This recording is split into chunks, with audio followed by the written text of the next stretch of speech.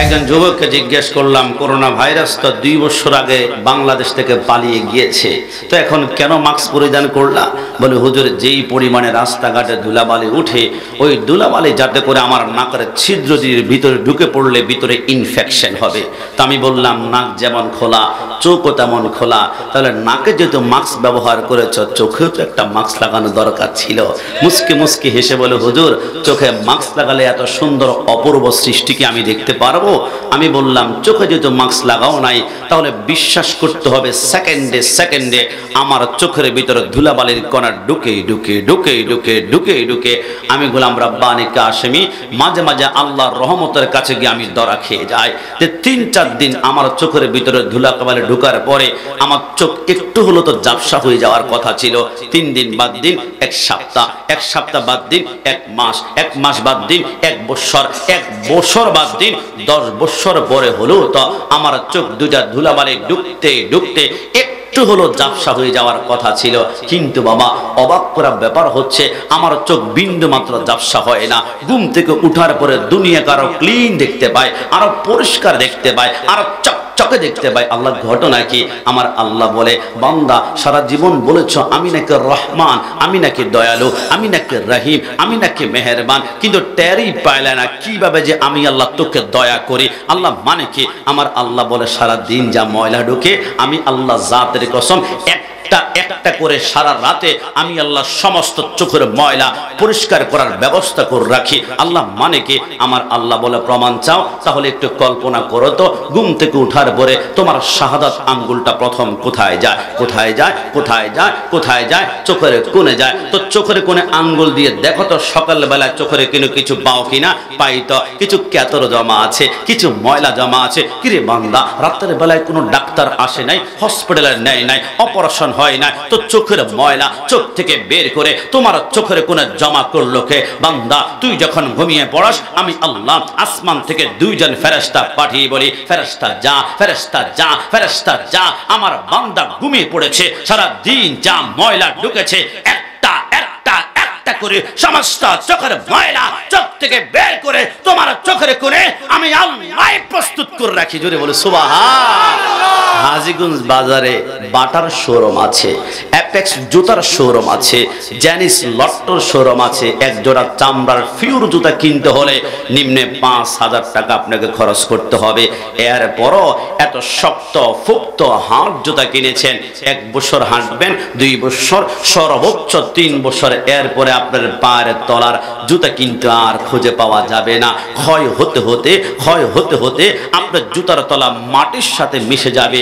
কিন্তু একটা বার কল্পনা করেছেন, আমার পায়ের তালু আমার আল্লাহ লোহা দ্বারা বানায়নি, তামা দ্বারা বানায়নি, সামান্য একটা পাতলা চামড়া দিয়ে বানিয়েছে। 20টা বছর হাঁটলাম, 40 বছর হাঁটলাম, 60 বছর হাঁটলাম, 80 বছর হাঁটলাম, 100 বছর হাঁটলাম, পায়ের তলার দিকে একটু তাকিয়ে দেখেন তো, যারা পরিমাণ পায়ের তলা এখনো ক্ষয় হয় নাই, এখনো ক্ষয় হয় নাই, এখনো ক্ষয় হয় নাই।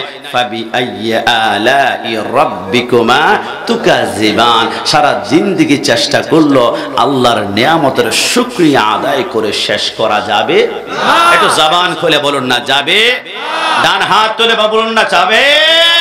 ইয়া মুহাম্মদ মুস্তাফা নবী সাল্লে আলা, ইয়া মুহাম্মদ মুস্তাফা নবী সাল্লে আলা, শাফায়াতের কান্ডারে মদিনা ওয়ালা। ডান হাত তুলে বলো ঠিক কিনা?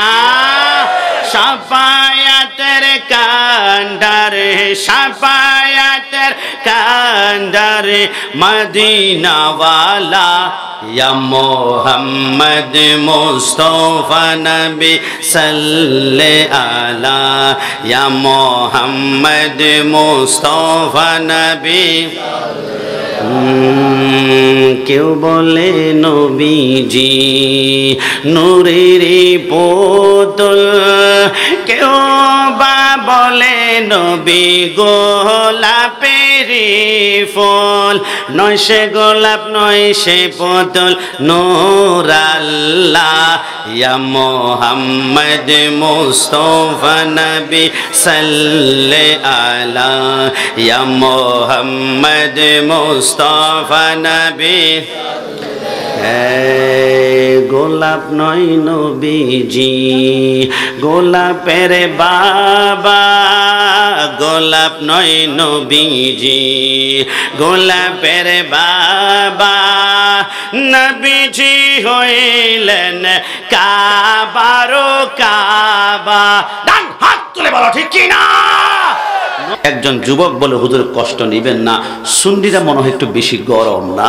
আমি বললাম, সুন্নিরা কখনো ঠান্ডা হয় না বাবা, সুন্নি মানে গরম। রসুলকে মাটি বললে আমরা গরম হয়ে যাব, নবীকে আমার মতো বললে আমরা গরম হয়ে যাব, নবী মরা মানুষ বললে আমাদের সেন্টিমেন্ট আর কোনো ঠিক থাকে না, মিলাদুন নবীর বিরুদ্ধে কথা বললে আমাদের রক্ত টকবক করে আগুন ধরে। সুন্নি মানে হচ্ছে গরম। কিছু বলবা? বলো হুজুর কষ্ট নেবেন না, ইয়া নবী সালাম আলাইকা পড়ার সময় আপনারা সুন্নিরা একটা কাসিদা পড়েন, এটা শুনলে আমার মাথার রক্ত পায়ের মধ্যে নেমে আসে। আমি বললাম কি পড়ি? বলে আপনারা পড়েন আরশকা কাবা মদিনা, পরশকা কাবা মদিনা, এরপরে বলেন কাবা কা কাবা মদিনা, কাবারও কি আবার কাবা আছে? আমি বললাম না জানলে সুন্নিদেরকে জিজ্ঞাসা করো। সুন্নিরা অস্ত্র আর বোমা আর বিভিন্ন হকিস্টের জীবনে ব্যবহার করে না। শাপলা চত্বরে দাও দাও করে আগুনকে আমরা সুন্নিরা লাগিয়েছিলাম? ভার্সিটির চত্বরে যুবকের পায়ের রককে আমরা সুন্নিরা কোনোদিন কেটেছি? আমরা গাছে বাছে ট্রেনে ব্যাংকে রাস্তার টায়ারে আগুন জ্বালায় না একটা কারণে, কারণ এশকে রাসূলের আগুন তো রেগুলার এমনিতেই সুন্নিদের কলিজায় দাও দাও করে জ্বলছে। কথা বলুন ঠিক না? সরকারে মদিনা যে কাবার কাবা, আমি আমার ক্ষুদ্র জ্ঞানে আমার ওস্তাদের একটা কদম ধুলা যদি এক পাল্লা দেওয়া হয়, আমি কাশিমের মতো 1000 কাশিমি অন্য পাল্লা দেওয়া হয়, আমার ওস্তাদের কদমের ধুলা সমান আমি হব না। তারপর রসুল যে কাবার কাবা, আমি 50টা দলিল তোমাকে দিতে পারবো, তবে একটা দলিল আগে দিয়ে তোমাকে টেস্ট করব, যদি মেনে নাও বাকি 49টা দিব, আর যদি নাই মানো তাহলে তোমার দ্বারা এই ইসলামের খেদমত কখনো সম্ভব হবে না। বলে কেমন ভাবে?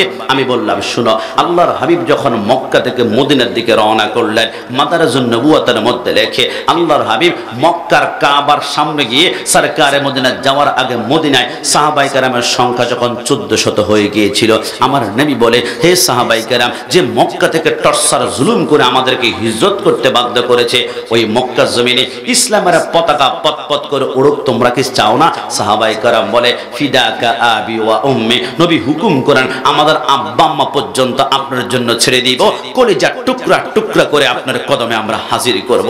আমার নবী বলে, তাহলে চলো। সমস্ত সাহাবায়ে কেরাম পিছনে, নবী আমার সামনে। নবী কাবার সামনে গিয়ে চিৎকার করে বলতে লাগলেন, লাব্বাইক আল্লাহুম্মা লাব্বাইক লা শারীকা লাক লাব্বাইক ইন্নাল হামদা ওয়ান নি'মাতা লাকা ওয়াল মুলক লা শারীকা লাক লাব্বাইক। বলে আমার নবী 7টা চক্কর দেওয়ার পরে মুস্কি হেসে দিয়ে বলেন, আইনা বেলাল, হে বেলাল তুমি কোথায়? হযরতে বেলাল চোখের পলকে লাব্বাইক ইয়া সাদিক ইয়া রাসূলুল্লাহ। নবী কেন ডেকেছেন? আমার নবী বলে, বেলাল যোহরের টাইম হয়েছে, আজান দিতে হবে, তুমি বেলাল আজান না দিলে আরশের পায়ের মধ্যে আজানের ধ্বনি আমি পাই না। বেলাল তুমি আজান না দিলে জান্নাতের দরজার মধ্যে আজানের ধ্বনি পাওয়া যায় না।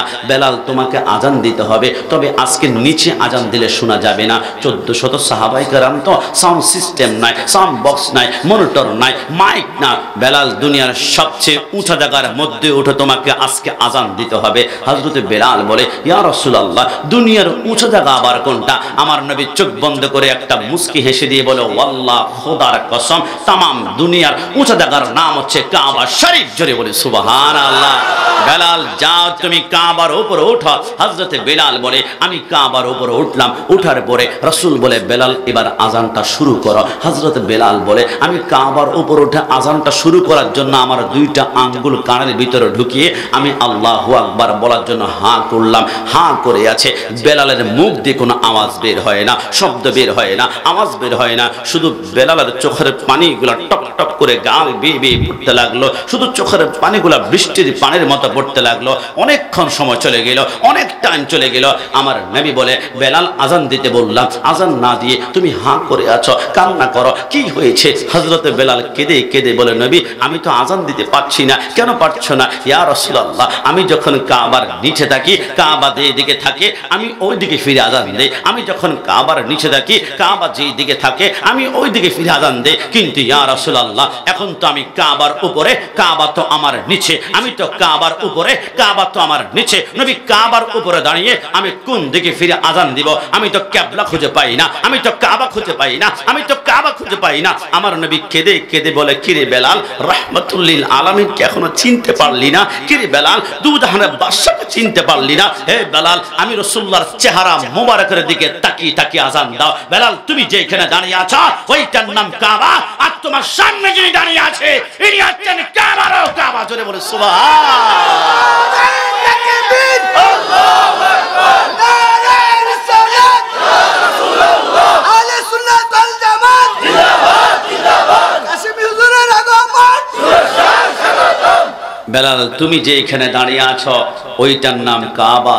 তুমি আর তোমার সামনে যিনি দাঁড়িয়ে আছেন ইনি হচ্ছেন কাবারও কাবা। এরপরও কাবারও কাবা রাসূল মানতে আমাদের কোনো সমস্যা আছে? সেই জন্যই তো মাঝে মাঝে আমরা বলি, গোলাপ নয় নবীজি গোলাপের বাবা, গোলাপ নয় নবীজি গোলাপের বাবা, নবীজি হইলেন কাবারও কাবা। নবীজির শোকেতে কাবা হইয়াছে কালা। ইয়া মুহাম্মদ মুস্তাফা নবী সাল্লি আলা, ইয়া মুহাম্মদ মুস্তাফা নবী সাল্লি আলা। শাফায়াতের কান্ডারে, শাফায়াতের কান্ডারে মদিনা ওয়ালা, ইয়া মুহাম্মদ মুস্তাফা নবী। মন থেকে বলুন, জীবনে একবার হলো মদিনা যেতে মন চায় কি চায় না? একটু দুই হাত তুলে আল্লাহকে দেখান তো, চায় কি না? তাহলে হাজীগঞ্জের জমিনে আমার বাড্ডা বাইতুল মামুর জামে মসজিদের প্রাঙ্গণে মুসল্লিয়ানে কেরামদেরকে একটা কথা আমি শপথ করে বলে যাই, ওয়াল্লাহ, আল্লাহর শপথ করে বলি, মদিনা যেতে টাকা লাগে না, মদিনা যেতে টাকা লাগে না, মদিনা যেতে টাকা লাগে না, মদিনা যেতে লাগে রাসূলুল্লাহর ভালোবাসা। জোরে বলে সুবহানাল্লাহ। আপনার আশেপাশে দেখবেন অনেকে পাঁচতলা বিল্ডিং এর মালিক, কোটিপতি, শিল্পপতি, বিজনেসের কোনো অভাব নাই, একবারও মদিনা যেতে পারে নাই। অনেক দেখবেন দিন এনে দিন খায়, টিনের ঘরে থাকে, 2-3 বার মদিনায় হাজির হয়ে গিয়েছে। আরে মদিনা যাওয়ার জন্য ক্ষমতা দাপট দিয়ে যাওয়া যায় না। আপনি ভ্যান চালক, আপনি রিক্সা চালক, আপনি পান বিক্রি করেন, আপনি মাটি কাটেন, আপনি নালা পরিষ্কার করেন, আপনি মুসি, কিছু সমস্যা নাই। শুধু মদিনাওয়ালা নবীর নাম নিলে যখন চোখের পানিগুলো টপ টপ করে বের হবে, আর কলিজায় যখন ঠান্ডা ঠান্ডা লাগবে, আপনি দেখবেন প্রধানমন্ত্রী, প্রেসিডেন্টের আগে আপনি সোনার মদিনায় হাজির হয়ে গিয়েছেন। কারণ মদিনা যাওয়ার মূল সম্বলের নাম হচ্ছে রাসূলুল্লাহর ভালোবাসা। জোরে বলে সুবহানাল্লাহ। ওই নবীর প্রেম নিয়ে আমরা বসা আছি। আমরা সরকারে মদিনার প্রেমে মোহাব্বতে আমরা মিলাদুন নবী উপলক্ষে মাহফিল করেছি। আমি বারবার চিন্তা করি, মিলাদুন নবী করে আমার লাভ কি, বিনা মিলাদুন নবী করে আমার বেনিফিট কি? দেখুন, আমরা ক্লাস 8 এবং 9 যারা পড়ি, অ্যালজেব্রা, বীজগণিত অঙ্ক করতে গেলে প্রথমে একটা সূত্র আমাদেরকে মুখস্থ রাখতেই হবে, a+b² সূত্র। এই সূত্রটাই যদি মুখস্থ না থাকে তাহলে প্রথম অঙ্কের রেজাল্টই আমি মিলাতে পারবো না। ঠিক আলা হযরত মিলাদুন নবী করলে কি লাভ হবে? আলা হযরত আজিমুল বারাকাত ইমাম ইশকে মোহাব্বত তিনি আমাদেরকে চমৎকার করে বলে দিয়েছেন। তিনি লিখেছেন, খুদা কি রদা চাহতা হে দো আলম, খুদা চাহতা হে রাজায়ে মুহাম্মদ। তামাম দুনিয়া চায় আল্লাহকে রাজি করার জন্য। হযরতে আদম সফিউল্লাহ 350 বছর কেঁদেছিল। বাবা কি বলে? রব্বানা যালামনা আনফুসানা ওয়া ইল্লাম তাগফির লানা ওয়া তারহামনা লানাকুনান্না মিনাল খাসিরিন। আদম আলাইহিস সালামের চোখের পানি যেইখানে পড়েছে কিয়ামত পর্যন্ত, সেইখান থেকে আমার আল্লাহ খেজুর গাছ উৎপন্ন করবেন। জোরে বলে সুবহানাল্লাহ। তিনি একটাবার উফ করলেন না কেন? আল্লাহকে রাজি করার জন্য। জাকারিয়া আলাইহিস সালাম তিনি 18 বছরে কেনায় কামড়ে কামড়ে চোখের মধ্যে কামড় দেয়, হাতের মধ্যে কামড় দেয়, পায়ের মধ্যে কামড় দেয়, জিহ্বার মধ্যে কামড় দেয়, কিন্তু একটাবার উফ করলেন না কেন? আল্লাহকে রাজি করার জন্য। মুসা কালিমুল্লাহ তিনি তুর পাহাড়ে উঠে কি বলেছিলেন? রব্বি আরনি, আল্লাহ তোমাকে দেখতে চাই। আমার আল্লাহ বলে লান তারানি, আমাকে দেখা যাবে না। তারপর বারবার ফরিয়াদ করার কারণে আমার আল্লাহ 70,000 নূরের পর্দা ফাঁক করে সামান্য একটু ঝলক দিয়েছিল, গোটা তুর পাহাড়টা জ্বলে পড়ে সুরমা হয়ে গিয়েছিল। একটাবার উফ করলেন না কেন? আল্লাহকে রাজি করার জন্য। হযরত জাকারিয়া আলাইহিস সালামের মাথার তালু থেকে পায়ের তালু পর্যন্ত ইসরায়েল ইহুদির বাচ্চারা লোহার কড়া দিয়ে ক্যাস ক্যাস করে কলিজা পর্যন্ত 2 টুকরা করে ফেলছে। একটাবার উফ করলেন না কেন? আল্লাহকে রাজি করার জন্য। ইব্রাহিম আলাইহিস সালাম নমরুদের আগুনে ঝাঁপ দেয়, উফ করেন না কেন? আল্লাহকে রাজি করার জন্য।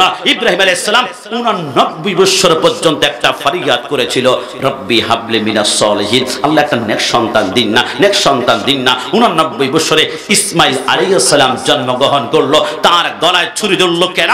আল্লাহকে রাজি করার জন্য। আমরা 5 ওয়াক্ত নামাজে সুবহান রাব্বিয়াল আলা, সুবহান রাব্বিয়াল আলা, সুবহান রাব্বিয়াল আলা কেন পড়ি? আল্লাহকে রাজি করার জন্য। ওগো আল্লাহ, ওগো আল্লাহ, ওগো আল্লাহ, আদম থেকে শুরু করে ঈসা রূহুল্লাহ, সমস্ত মানুষ, সমস্ত পয়গাম্বর চায় আপনাকে রাজি করার জন্য, আপনাকে খুশি করার জন্য। আপনাকে রাজি, আপনাকে রাজি। আল্লাহ আপনি কি কাউকে রাজি করতে চান? আমার আল্লাহ বলে মনে রেখো, তামাম দুনিয়া চায় আমাকে রাজি করতে, আর আমি চাই একজনকে, আমি চাই একজনকে, আমি চাই একজনকে। আল্লাহ তিনি কে? আমার আল্লাহ বলে কদ নারা তাকাল্লুবা ওয়াজহিকা ফিস সামাই ফালা নুওয়াল্লিয়ান্নাকা কিবলাতান তারাদা। তামাম দুনিয়া চায় আমাকে, আর আমি খুশি করতে চাই মদিনাওয়ালা নবীকে। জোরে বলে সুবহান।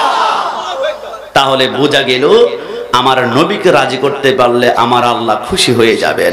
আর আল্লাহ যদি খুশি হয়ে যায়, মাল্লাহুল মাওলা ফালাহুল কুল, তামাম সৃষ্টি জগৎ শুধু দূরের কথা, আল্লাহর কসম জান্নাত আপনার কদমে এসে চুমা খাবে। জোরে বলে সুবহানাল্লাহ। ওই সরকার মদিনার গোলাম যারা আমরা সামনে বসা আছি, সুন্নি জনতা। আমি কি সুন্নি বলাতে আমার উপর রাগ করেছেন? রাগ করবেন না, কারণ আমি যে মাদ্রাসা থেকে লেখাপড়া করেছি, আমার মাদ্রাসার নাম জামিয়া আহমদিয়া সুন্নিয়া আলিয়া। মাদ্রাসার উপর ডাইরেক্ট সুন্নি শব্দ লেখা আছে। আমার ওস্তাদ আল্লামা আশরাফুজ্জামান আল কাদরি হুজুরকে বলেছিলাম, বাবা সুন্নি শব্দ ডাইরেক্ট লাগিয়ে দিয়েছে। আবার রাতের বেলায় কেউ যদি অন্য মাদ্রাসায় মনে করে ঢুকে যায়, এজন্য এরকম 5000 পাওয়ারে হ্যালোজেনের লাইট পর্যন্ত লাগিয়ে দিয়েছে। কারণটা কি? আমার ওস্তাদ বলে, বাবা বাংলার 64 জেলা থেকে পোলাপাইন আসে, কোনটার যে কোন আকিদা আমরা তারা জানি না। অন্তত পক্ষে সুন্নি শব্দ লাগানোর মাধ্যমে বুঝিয়ে দিলাম, খবরদার এটা সুন্নি মাদ্রাসা। লেখাপড়া করতে হলে রসুলকে নূর মানতে হবে, লেখাপড়া করতে হলে রসুলকে হাজর নাজরে মানতে হবে, লেখাপড়া করতে হলে মিলাদুন নবীর বিরুদ্ধে কথা বলা যাবে না। ইয়া নবী সালাম আলাইকা বললে তোমার কলেজা ঠান্ডা ঠান্ডা লাগবে, এটাই হবে। আমি চিন্তা করে দেখলাম শুধু জামিয়া সুন্নি মাদ্রাসা নয়, বাংলাদেশে 1 লক্ষের উপরে মাদ্রাসা আমি আঙ্গুল গুনে গুনে দেখাতে পারবো।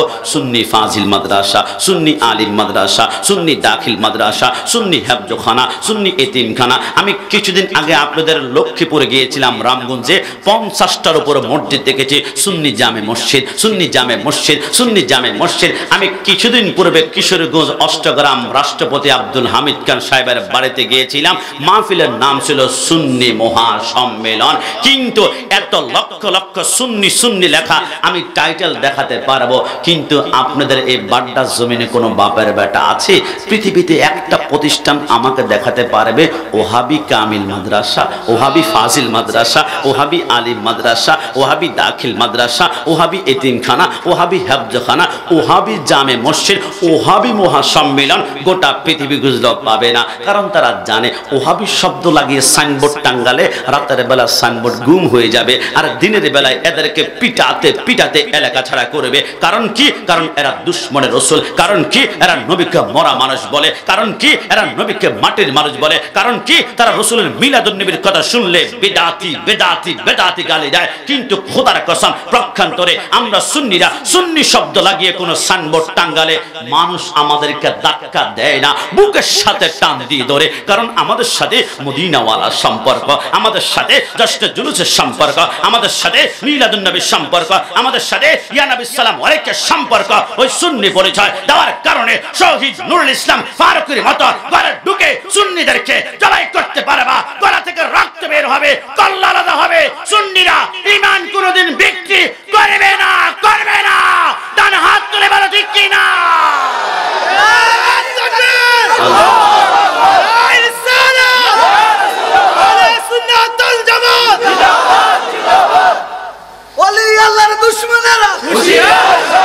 আমরা একবারে বলেছি শিয়ারা বিক্রি হয়েছে ইরানের টাকার কাছে, ওহাবিরা বিক্রি হয়েছে সৌদি রিয়ালের কাছে, আর আহলে হাদিস বিক্রি হয়েছে ইসরায়েলি ইহুদি ডলারের কাছে, আর সুন্নিরা বিক্রি হয়েছে মদিনাওয়ালা নবীর কাছে। কথা বলে ঠিক না? নবীর কাছে যারা বিক্রি হয়ে যায়, দুনিয়ার কোন গোল্ড হীরা চুনি পান্না ডায়মন্ড দিয়ে সুন্নিদের ঈমান কিনা সম্ভব নয়। কারণ আমার নবীর জন্য আমাদের জীবন কুরবান সেকেন্ডের মধ্যে করতে পারে, কোনো সন্দেহ আছে? আল্লাহ যখন নাহি ছিল কোন সখা, তখন আল্লাহ প্রকাশিত চায়। আল্লাহ হাকিকতের নূর হইতে থাকেন আল্লাহ পাক জাতে। ডুব মারিলেন এশকের দরিয়ায় গো, সময় যায় পড় দুরূদ নবী মুস্তাফায়। বল পড় দুরূদ নবী মুস্তাফায় গো, সময় যায় পড় দুরূদ নবী। আল্লাহ মুহাম্মদিন নূর হইতে থাকেন আল্লাহ পাক জাতে। সৃষ্টি করলেন তামাম দুনিয়া। ডান হাত তুলে বলো ঠিক না? আমার নবী যদি না হইতো, কোনো কিছু না বানাইতো, অন্ধকারে থাকিত দরায় গো, সময় যায় বড় দুরূদ নবী মুস্তাফায়। সাতবারের মতন পড় দুরূদ নবী মুস্তাফায়, সময় যায় বড় দুরূদ নবী। একখানা আয়াত তেলাওয়াত করব, আমি না বললো আপনারা আমার সাথে ঠোঁট নাড়াবেন, কারণ এই আয়াতটি আমাদের জীবন মৃত্যুর সাথে সম্পৃক্ত। আর সেই আয়াতটি হচ্ছে কুল্লু নাফসিন যায়িকাতুল মউত। জন্ম যে গ্রহণ করেছে মৃত্যু তাকে বরণ করতেই হবে, এই কথার মধ্যে কোনো সন্দেহ আছে? বাংলাদেশের একজন বাওয়াল শিল্পী ছিল, এনার নাম ছিল ফিরোজ শাহ। তিনি নতুন একটা গান লিখেছিল মৃত্যুর আগে। ইউটিউব, ফেসবুক, গুগলে সার্চ করলে দেখবেন ওই গানের নাম ছিল 1 সেকেন্ডের নাই ভরসা। গানটা লিখে তাল, লর, সুর, লিরিক ঠিক করে তিনি আজকে ঢাকা আর্মি স্টেডিয়ামের মধ্যে 50,000 লোককে সামনে নিয়ে নতুন একটা গান সারপ্রাইজ করবেন, উপহার দিবেন, গিফট দিবেন। কি পরিমাণ আনন্দ উত্তেজনা নিজের ভিতরে কাজ করে। স্টেজের মধ্যে উঠে মাইক্রোফোনটা হাতের মধ্যে নিয়ে, দুনিয়ার কোনো গল্প বলছি না, একজন মানুষের জীবনী বলছি, মাইক্রোফোনটা হাতের মধ্যে নিয়ে টান দিয়েছেন 1 সেকেন্ডের নাই ভরসা। নাই ভরসা বলতে দেরি হয়, আজরাইল তার রুটে এত জোর টান দিয়েছে, রকগুলা ঠাস ঠাস করে ছিঁড়ে গিয়েছে। সেকেন্ডের ভিতরে মৃত্যুবরণ করে জমিনে লুটে পড়ে গেল। বোঝা গেল মৃত্যুর কোনো সিগন্যাল নাই, মৃত্যুর কোনো ইঙ্গিত ইশারা পাওয়া যায় না। অনেক যুবককে বলে, যুবক ভাই দাঁড়িটা রাখবা না, একটু দেখো না চিন্তা করে হুজুর 40টা বছর হলে দাড়িগুলা রাখবো, 50 বছরে ডুপ্লেক্স বাড়ি, রেঞ্জ রোভার, BMW গাড়ি কিনবো, 60 বছরে হজ করবো, 70 বছরে 5 ওয়াক্ত নামাজ পড়লে লোকটা বলবে আহা 5 ওয়াক্ত নামাজ পড়তে আলহাজ মারা গিয়েছে, আল্লাহ জান্নাতের উচ্চ মাকান কবুল করুক। আমি বললাম প্ল্যানিংটা সুন্দর, কিন্তু 70 বছর যে বাঁচবা গ্যারান্টি তোমাকে কে দিয়েছে? 70 বছর যে বাঁচবা তুমি গ্যারান্টি কোথায় পেয়েছ? গত 3 দিন পূর্বে চট্টগ্রাম আখতারুজ্জামান ফ্লাইওভারে একজন যুবক নতুন মোটরসাইকেল কিনেছিল, R15 মোটরসাইকেলটা কিনে গিয়ারটা 100 তে উঠিয়েছিল, হঠাৎ ব্রেক ফেল হয়ে স্ট্যান্ড ল্যাম্পের সাথে মাথাটা এত জোরে বাড়ি খেয়েছে, বাতের মার যেমন ছিটকা ছিটকি করে পড়ে যায়, মাথার মগজগুলা ছিটকে ছিটকে পড়ে গিয়েছে। আপনি আর আমি কিন্তু লেগেছে আমার দোস্ত এত অল্প সময়ে মরে যাবে কল্পনাও করতে পারি না। আরে কল্পনা করো আর না করো কিচ্ছু করার নাই, একদিনে মৃত্যু যখন লেখা আছে 20 বছর হয়তো বা 20 বছরে মারা যাবে, ওই মৃত্যুর পরে আমাদের সামনে 2টা স্টেশন কবরে গেলে হবে, আর 2টা স্টেশনের নাম হচ্ছে ইন্নামাল কবরু রাযাতুম মির রিয়াজিল জান্নাহ আও হুফরাতুম মিন হুফারিন নার। কবরে গেলে আমরা যেই যত দাপটগিরি করি না কেন 2টা স্টেশন, একটা হবে জান্নাত, একটা হবে হুফরা মানে জাহান্নাম। এত কঠিন জায়গা। নবী আমার বলে সাহাবায়ে কেরাম হুফরা জাহান্নাম কেমন জানো? দুনিয়ার আগুন যদি আঙ্গুলের আগার মধ্যে লাগে, প্রথম আঙ্গুল পড়বে, তারপর কনুই, তারপর সিনা, তারপর বুক, তারপর কলিজা, দাও দাও করে আগুন জ্বলে কয়লা করে ফেলবে। নবী আমার বলে নারুল্লাহিল মুনকাদাতুল লাতি তাক্তালিউ আলাল আফইদা, জাহান্নামের আগুন আঙ্গুতে লাগবে তো ডাইরেক্ট প্রথম কলিজাটা জ্বালিয়ে পুড়ে আঙ্কার করে ফেলবে। যখন একটু পরে বান্দা জাহান্নামের তাপ সহ্য করতে না পেরে জিহ্বাটা দাঁতের উপর মাড়ির সাথে আঠার মতো লেগে যাবে, আর জিহ্বাটা মুখ থেকে বের হয়ে যাওয়ার চেষ্টা করবে, গলাটা শুকিয়ে কাঠের মতো হয়ে যাবে। বান্দা যখন জাহান্নামে কান্না করবে আল্লাহ পানি, আল্লাহ তৃষ্ণা লেগেছে, আল্লাহ পানি, আল্লাহ তৃষ্ণা লেগেছে, আল্লাহর কসম জাহান্নামে কোনো ঠান্ডা পানি পাওয়া যাবে না, ইল্লা হামিমা ওয়াসাকা, সেইখানে গরম গরম পুষ থাকবে। ওই যে আমরা ব্রন টিপ দিলে পুষ বের করে বলেছি দুর্গন্ধ ফেলে দাও, আমাদের পোড়া টিপ দিলে আমরা পুষ বের করে মুছে বলেছি দুর্গন্ধ ফেলে দাও, আমরা বিচি টিপ দিয়ে ফুস বের করে ফেরেশতারা সেই ফুসগুলা সংগ্রহ করে জাহান্নামের আগুনের মাধ্যমে বাতের মারের মতো টকবক টকবক করে উতরায়। আপনি আর আমি যখন গুনাহগার বান্দা হই সে জাহান্নামে যাব,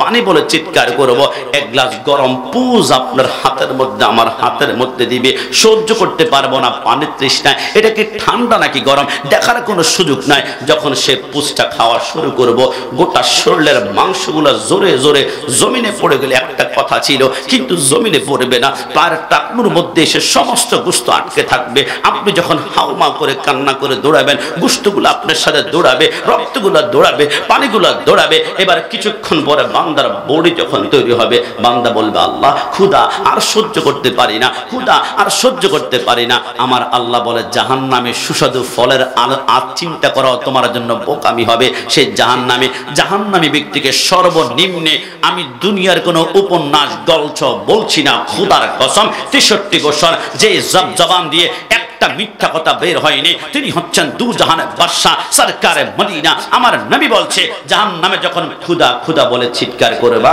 মুসলিম শরীফের মধ্যে আসে তার হাতের মধ্যে আপেলের মতো একটা গোলাকার ফল দেওয়া হবে, এটার নাম হচ্ছে জাক্কুম ফল, যেটা থেকে মুখের ভিতর আপেল মনে করে ঢুকানোর সাথে সাথে সেইখান থেকে 27টা কাঁটা বের হবে, 2টা কাঁটা 2টা চোখকে মার্বেলের মতো ঠাস করে বের করে ফেলবে, 2টা কাঁটা 2 কানের ছিদ্র দিয়ে, 2টা 2 নাকের ছিদ্র দিয়ে, আর বাকি 21টা কাঁটা মাথার উপর দিয়ে এমন ভাবে বের হবে, মাথাটা ছিদ্র ছিদ্র ছিদ্র ছিদ্র করে মাথার মগজগুলা চোখ মুখ নাক গাঁড় বেয়ে বেয়ে পড়বে। আমার আল্লাহ বলে বান্দা যদি আমার নির্দেশগুলা মানতা তাহলে জাহান্নাম নয়, আমার কোরআন সুন্নাহর নির্দেশ মানলে তোমাকে এমন একটা জায়গায় রাখতাম জান্নাতুন তাজরি মিন তাহতিয়াল আনহার, যেখানে 4টা নহর আছে, একটা দুধের নহর, একটা শরাবের নহর, একটা পানির নহর, একটা মধুর নহর। ওই হাউজে কাউসারের এক ফোঁটা পানি জিহ্বার মধ্যে লাগলে 50,000 বছর পর্যন্ত তৃষ্ণাই লাগবে না। জোরে বলুন সুবহানাল্লাহ। একটু মন থেকে বলুন তো ওই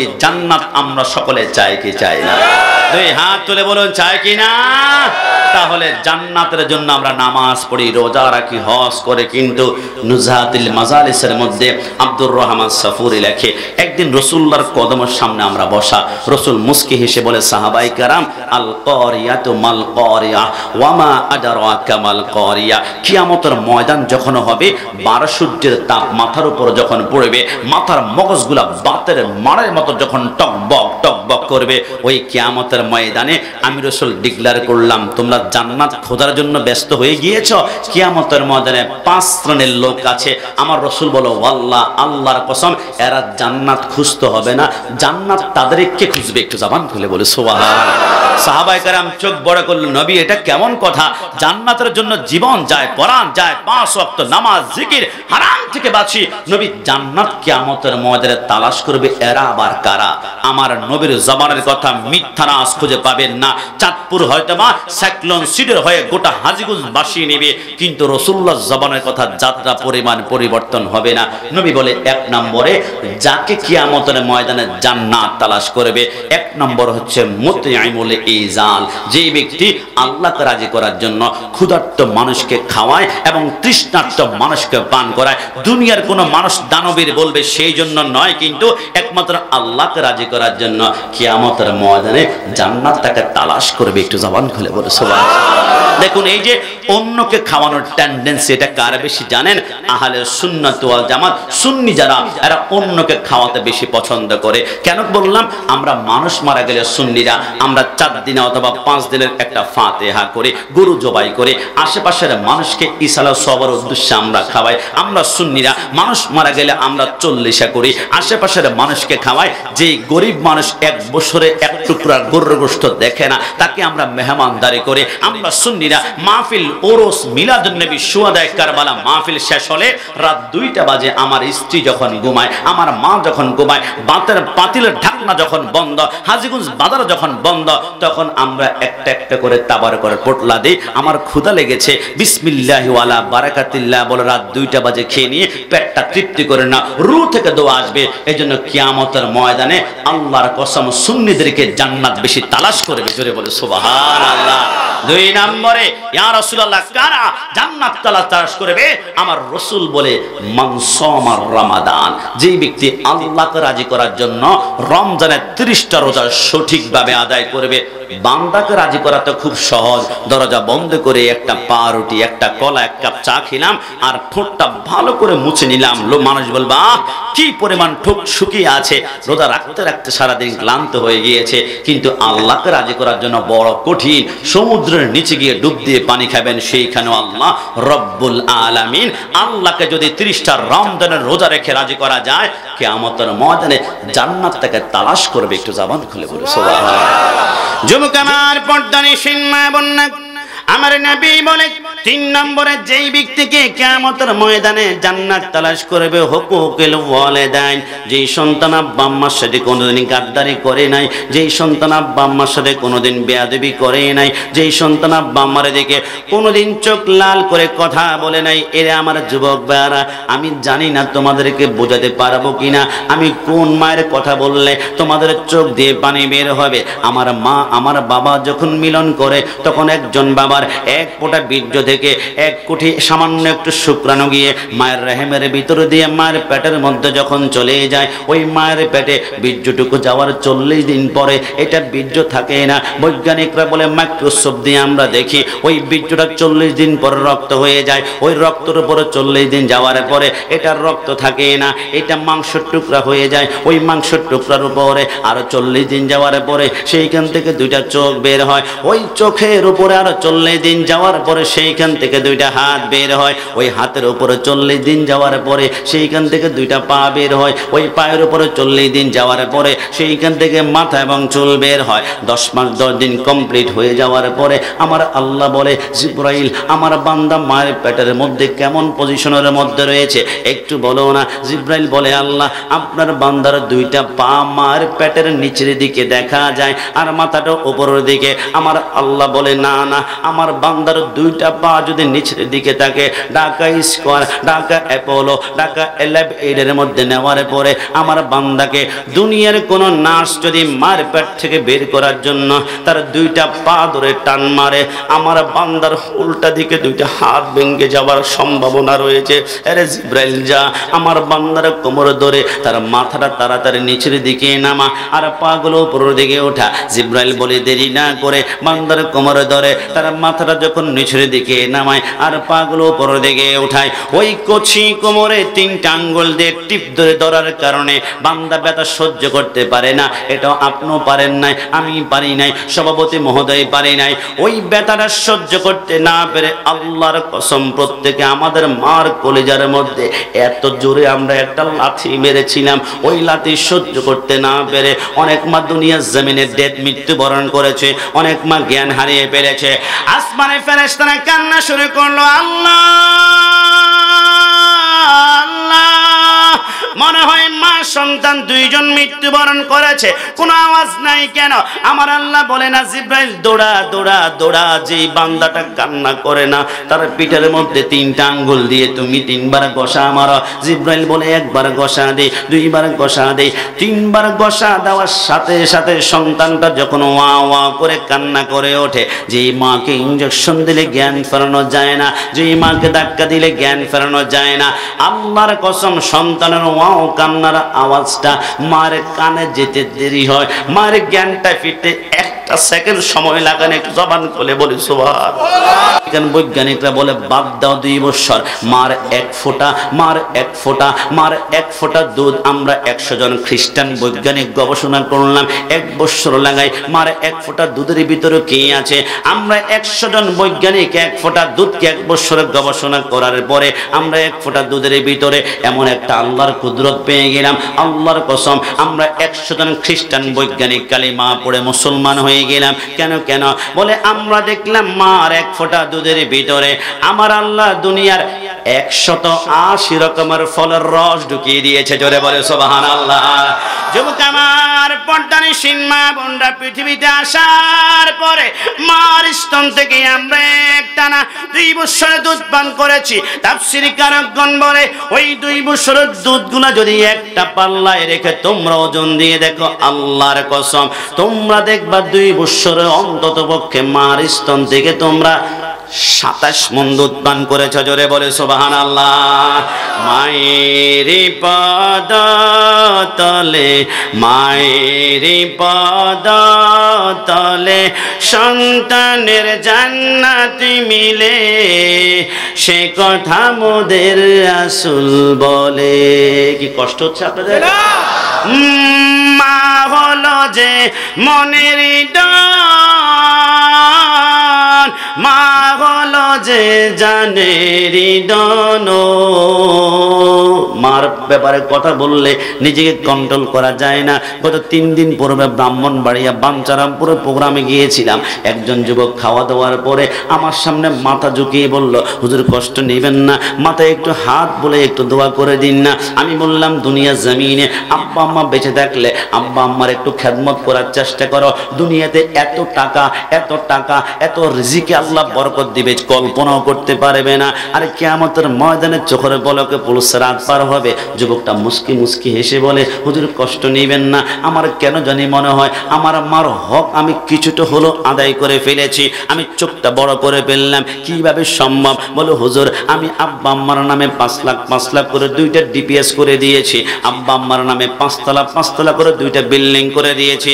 একদিন রাত 2টা বাজে আমার মার বুকটা টন টন করে ব্যথা করে আমি ঢাকা অ্যাপোলো হসপিটালের মধ্যে নিয়ে 3 লক্ষ টাকা খরচ করে আমি ওপেন সার্জারি করেছি। এক কথায় আব্বা আম্মা যা চায় আমি সেকেন্ডে হাজিরি করে বেরে, সেকেন্ডে হাজিরি করে বেরে। আমি মুস্কি হেসে বললাম, আব্বা আম্মার হকের ব্যাপারে তাহলে তুমি এখনো বুঝতেই পারো নাই। বলে কেমন? আমি বললাম একখানা হাদিস মোবারক তোমাকে আমি শোনাবো।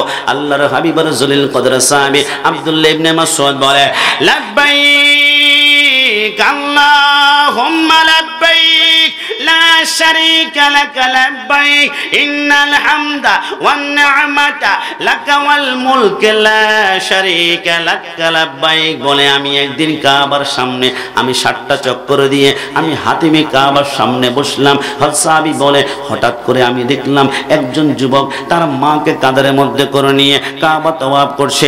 লাব্বাইক আল্লাহুম্মা লাব্বাইক বলে একটা বারের জন্য তার মার কদমটা জমিনে কোনো মতেই লাগতে দেয় না।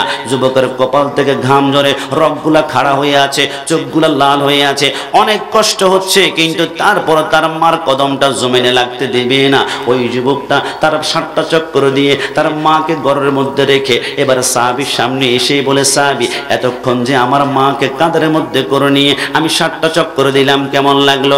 সাহাবী বলে এত সুন্দর মায়ের খেদমত আমার চোখে আমি জিন্দেগিতে কোনোদিন দেখি নাই। ওই যুবক বলে সাহাবী আপনি কি মনে করেছেন আজকের দিন পর্যন্ত আমি শুধু এতটুকুই করেছি 7 চক্কর? না না, আল্লাহর কসম করে বলি গতকালকে গোটা আরাফার ময়দানটা আমার মাকে কাঁধের মধ্যে করে নিয়ে আমি দৌড়িয়েছি। গতকালকে আমার মাকে মিজনায় মুজদালিফায় দৌড়িয়েছি। গতকালকে আমার মাকে নিয়ে আমি সাফা মারওয়ার মধ্যে 7 বার দৌড়াদৌড়ি করেছি।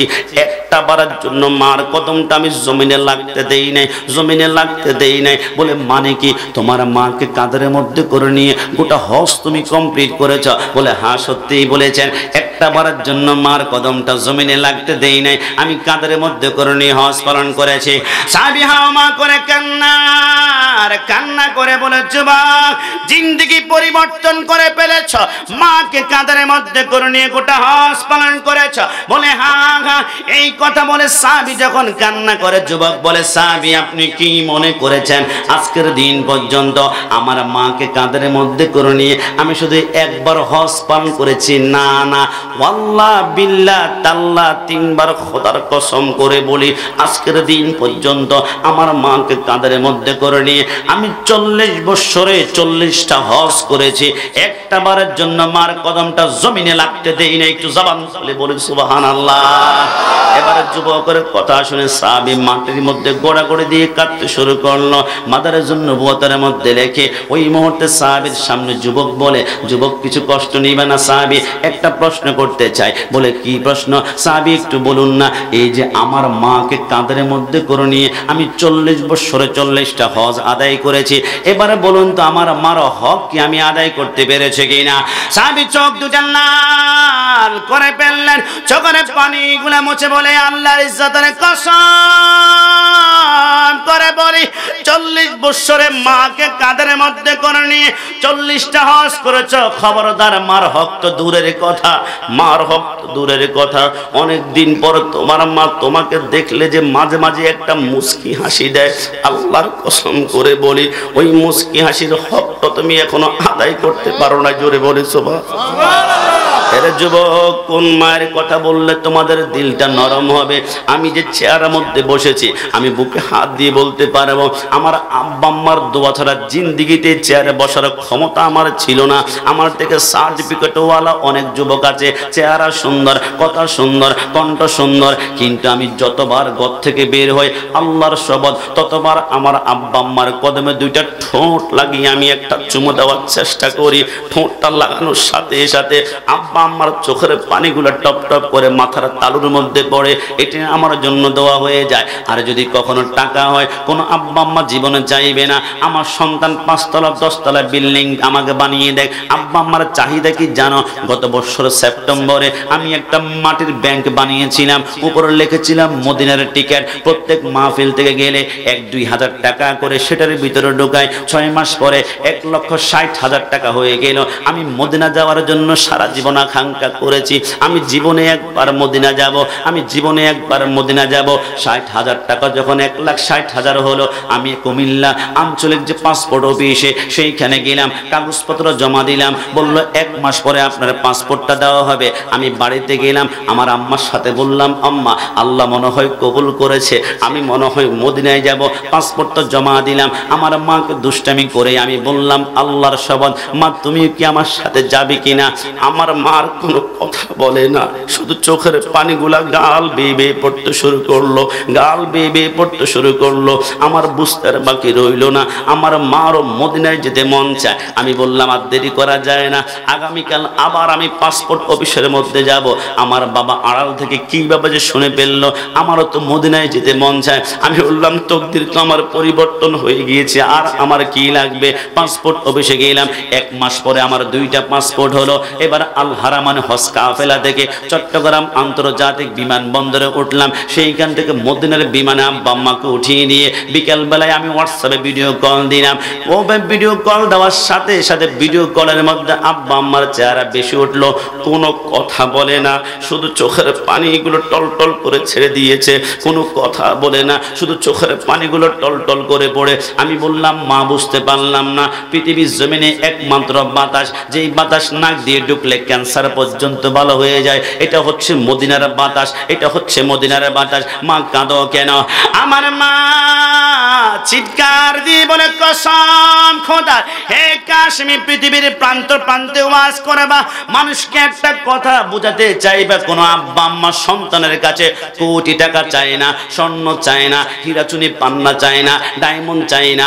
প্রতিটা আব্বা আম্মা চায় আল্লাহ সন্তানকে এতটুকু সম্পদের মালিক বানাও, যাতে করে সন্তানরা আব্বা আম্মাকে একবার মদিনা আনতে পারে। একটু জবান খুলে বলে সুবহানাল্লাহ।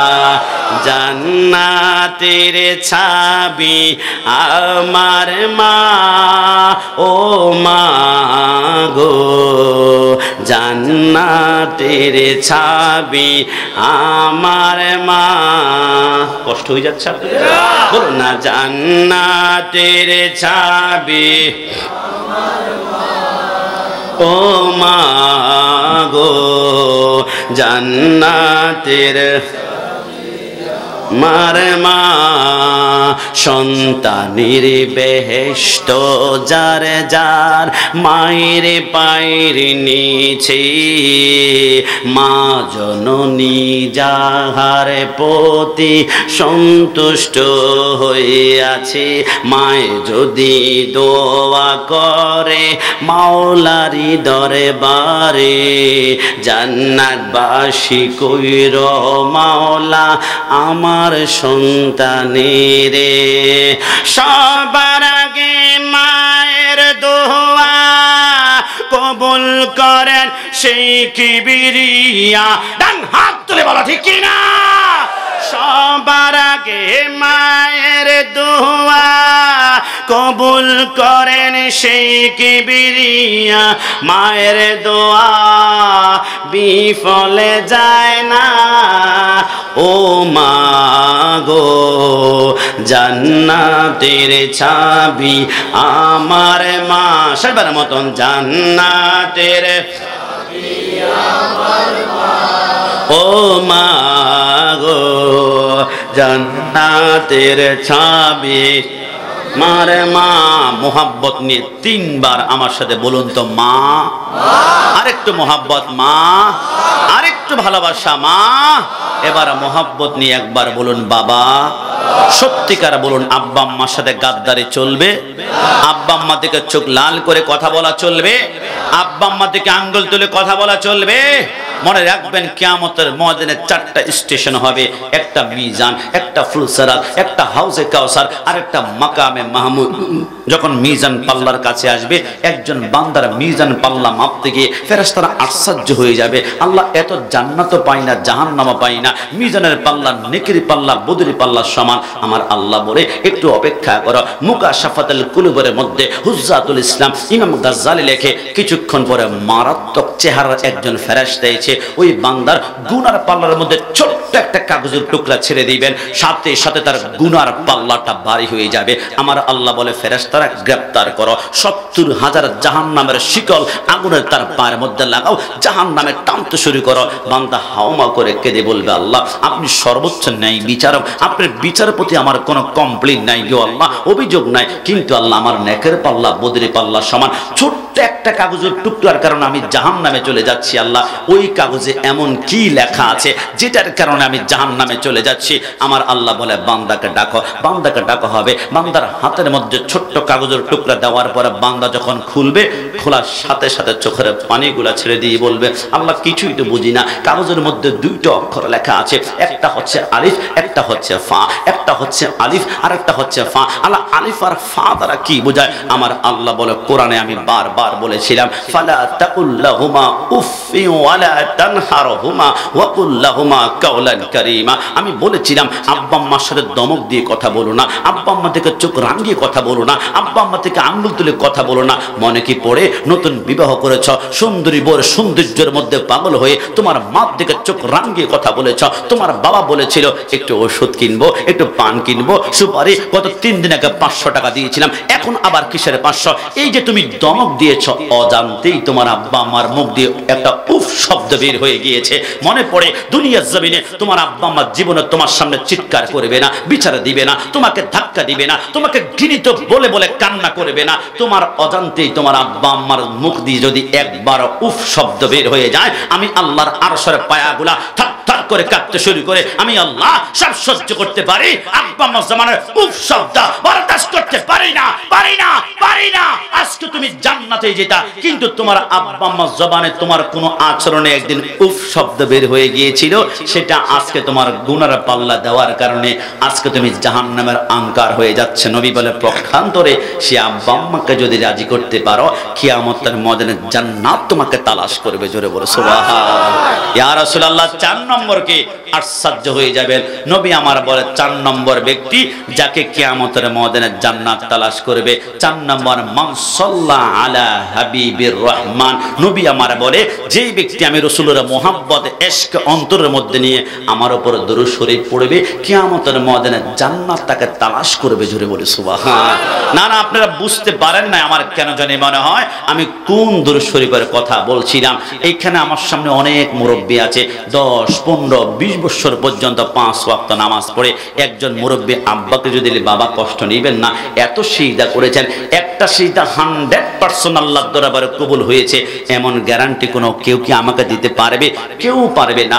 আল্লাহর নির্দেশ মানা ফরজ, কবুল করার মালিক হচ্ছে আল্লাহ। যদি করে তাহলে, কিন্তু পৃথিবীর জমিনে কোনো ইবাদতের গ্যারান্টি নাই, কোনো ইবাদতের গ্যারান্টি নাই, কোনো ইবাদতের গ্যারান্টি নাই। খোদার কসম, পৃথিবীর জমিনে একমাত্র একটি আমল আছে যেটা করতে দেরি হয়। আপনি গুনাহগার, আপনি জিনাকার, আপনি জুলুম করেছেন, গুনাহ থাকতে পারে, কিন্তু ওই আমলটি করার সাথে সাথে একটা সেকেন্ড পরিমাণ দেরি না হয়ে এটা আল্লাহর দরবারে সাথে সাথে গ্রান্টেড হয়ে যায়, কবুল হয়ে যায়। এটা হচ্ছে রাসূলুল্লাহর উপরে দুরূদ শরীফ। জোরে বলে সুবহানাল্লাহ। আমি অনেক ভাবলাম কারণটা কি, যখন কামিল শেষ করার 1 বছর পরে মাকামে নবুয়ত নামে একখানা কিতাব পড়েছি, সেইখানে তথ্যটি পেয়েছি কেন দুরূদ শরীফ পড়ার সাথে সাথে কবুল হয়ে যায়। ওই দিন থেকে আমার কলিজা ফিদাকা রাসূলুল্লাহর জন্য কোরবান। দেখুন দুরূদ শরীফ কেন সাথে সাথে কবুল হয়। আমরা যেই কোনো দুরূদ শরীফের প্রথমে আমরা কি পড়ি?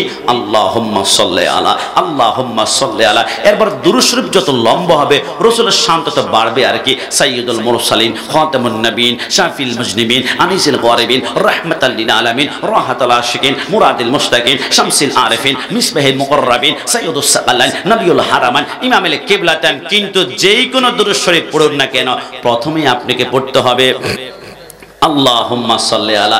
কখনো কি অর্থ জানার চেষ্টা করেছেন?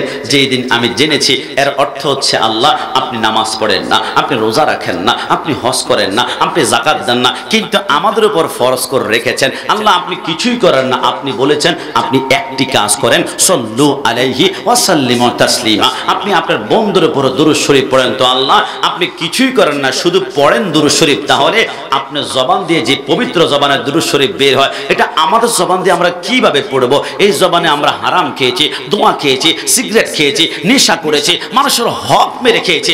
আল্লাহ যেই জবান দিয়ে বন্ধুর উপরে দুরূদ শরীফ পড়েন, এটা আমাদের জবান দিয়ে আমরা পারবো না। আল্লাহ আপনি কত পবিত্র জবান দিয়ে কত সুন্দর শব্দ, কত সুন্দর ভাষা, কত সুন্দর ওয়ার্ড, কত সুন্দর লফজ আপনি ব্যবহার করেন, আল্লাহ আমরা পারবো না। তো আমরা কি বলি? আল্লাহুম্মা সাল্লি আলা। এর অর্থ আল্লাহ আমার পক্ষ থেকে আপনি নিজেই আপনার বন্ধুর উপর একবার দুরূদ শরীফ পড়ে নিন। খোদার কসম আমি যদি এই মুহূর্তে বাগদাদ জমিন থেকে রাত 3টা বাজে নামাজের মুসল্লার মধ্যে বসে একবার বলি আল্লাহুম্মা সাল্লি আলা, সাথে সাথে আপনার আমার পক্ষ থেকে আল্লাহ তার বন্ধুর উপরে নিজেই একবার দুরূদ শরীফ পড়ে নেয়, আর আল্লাহর জবান দিয়ে যেটা বের হয়ে যায় এটা 100% কবুল হয়ে যায়। ডান হাত তুলে বলো ঠিক কি না?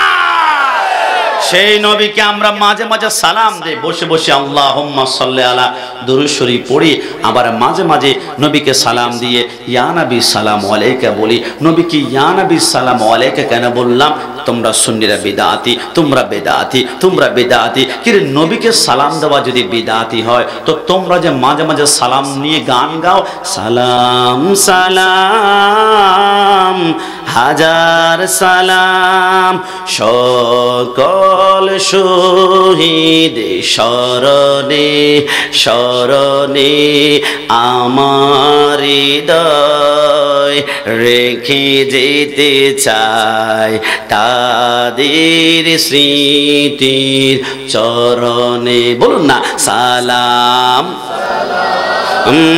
হাজার সালাম মায়ের ভাষায় কথা বলাতে স্বাধীন আশায় পথ চলাতে হাসি মুখে যারা দিয়ে গেল প্রাণ সে স্মৃতি নিয়ে গেয়ে যায় গান তাদের বিজয় মরণে মরণে আমার হৃদয় রেখে যেতে চায় তাদের স্মৃতির চরণে। শেষবারের মতন সালাম হাজার সালাম। মনে রেখো আমরা জঙ্গি নয়, আমরা সুন্নি। শহীদদেরকে সালাম দেওয়া যাবে না এমন ফতোয়াবাজি আমরা করি নাই, করব না। আর শহীদদেরকে সালাম দিব না কেন? 1952 সালে ঢাকা ইউনিভার্সিটি চত্বরে সালাম রফিক জব্বার বরকত বুকের তাজা রক্ত ঢেলে দিয়ে বাংলা ভাষাকে মাতৃভাষা করেছে।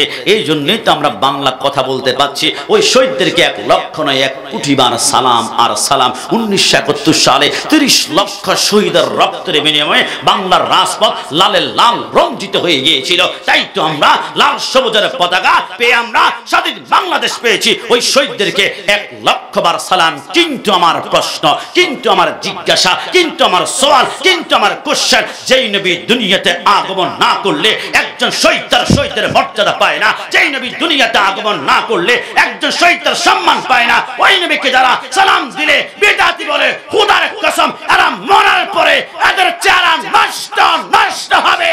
ডানা তুলে বলো ঠিক কি না? কোরআন বলে ইন্নাল্লাযীনা ইউযুনাল্লাহা ওয়া রাসূলা লাআনাহুমুল্লাহু ফিদ দুনিয়া ওয়াল আখিরা। খবরদার, আল্লাহর রাসূলের সাথে যারা গাদ্দারি করবে এরা দুনিয়াতে লাঞ্ছিত লাঞ্ছিত লাঞ্ছিত হবে, কষ্ট নেবেন না। একটা এক্সাম্পল দিচ্ছি, আমি কারণ নাম নিব না। আজ থেকে 3 মাস পূর্বে একজন মাওলানা মৃত্যুবরণ করেছে। এনার নাম হচ্ছে কোরআনের পাখি নাম দিয়েছে অনেকে। মৃত্যুবরণ করেছে। এই লোকটা মরার আগে বারবার বলেছিল মিলাদুন নবী বিদআত, মিলাদুন নবী বিদআত। চট্টগ্রাম প্যারেড ময়দানে দাঁড়িয়ে বলেছিল আমানত শাহকে মশা কামড়ায়, মশারি কেন টাঙ্গিয়েছে? মিসকিন শাহ নিজেই তো মিসকিন, তার কাছে আবার কি চাও? গরিবুল্লাহ শাহ নিজেই গরিব, তার কাছে আবার কি চাও? আবার বলেছেন নবী আমার মরা। সারা জীবন বলেছি ইয়া নবী সালাম আলাইকা। একটি দলে যাওয়ার পরে এমপির পদ যখন পেয়ে গেল তখন বলে ইয়া নবী সালাম আলাইকা পড়া যাবে না, এটা বিদআত। পোল্ট্রির উপরে পোল্ট্রি আমার রাসূলের শানে আঘাত করেছে।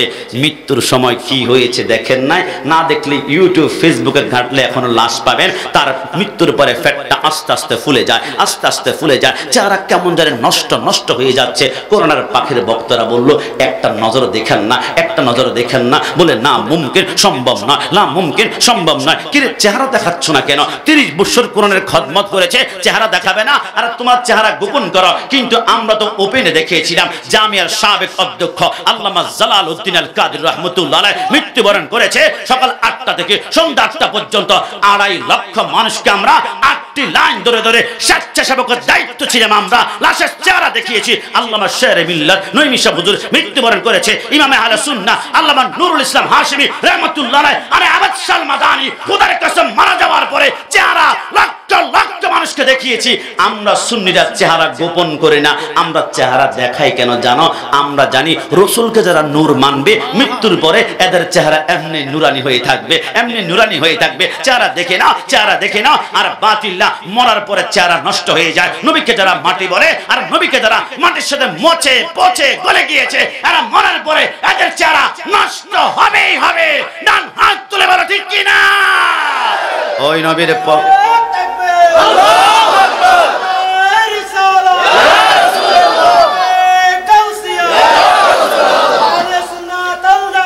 আমাদেরকে অনেকে বলে হুজুর রসুলের শান এতই বলেন, আল্লাহর উপরে মাঝে মাঝে উঠাই পেলেন। কিরে বাবা, নাউজুবিল্লাহ, আল্লাহর কি উপর আছে? ডান নাই, বাম নাই, উপর নাই। জজবা কি দেখছ? হিসা না, হিসা মানে কি? ও ঝাড়ু, ঝাড়ু না, মাশাআল্লাহ। আহারে শেষ করে দিয়েছেন পুরো। তো আমি বললাম দেখুন, আপনি এইভাবে বলবেন না। আমার আল্লাহ রসুলের শান যেখানে নিয়েছে, আমি গোলাম রাব্বানী কাশিমি মনে করেন 1 কোটি বছর হায়াত পেলাম, সেকেন্ডে সেকেন্ডে নিঃশ্বাসে নিঃশ্বাসে আমার নবীর নাম নিলাম। বিশ্বাস করেন আমার আল্লাহ রসুলের শান যেখানে নিয়েছে, 1 কোটি বছর হায়াত পেল 100 বাগের 1 বাগের কাছেও আমি নিতে পারবো না।